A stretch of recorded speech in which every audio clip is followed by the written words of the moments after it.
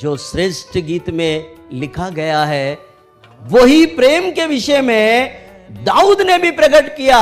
ప్రేమకున్న అసలైన నిర్వచనం అనేది పరమ గీతంలో రాయబడి ఉంది. దానినే దావీదు చెప్తున్నాడు ఇక్కడ.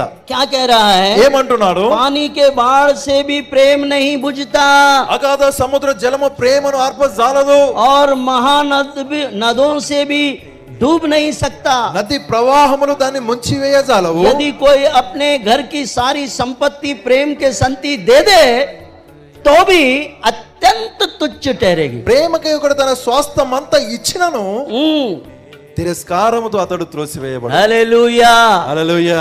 ऐसा प्रेम ఇలాంటి ప్రేమ किसका है? ఎవరిది? परमेश्वर का है। దేవునిదై ఉంది.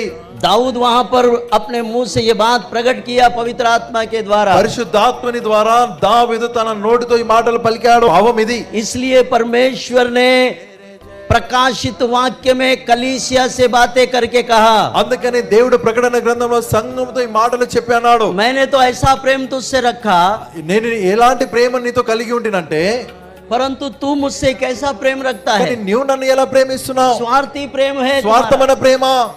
तू पहला सा प्रेम छोड़ दिया है నువ్వు मुझसे। మొదటి ప్రేమను విడిచిపెట్టావు. कलीसिया से సంఘంతో तूने पहला सा प्रेम मुझसे छोड़ दिया, మొదటి ప్రేమను నువ్వు విడిచిపెట్టావు. परंतु मैं కానీ నేను तुझसे ऐसा प्रेम करता हूं जो महानदों से भी मेरा प्रेम तुम्हारे विषय में है वो डुबा नहीं सकता। మహానదుల ప్రవాహం వలె నా ప్రేమ మీ పట్ల ఏదైతే ఉందో దానిని ముంచజాలదు.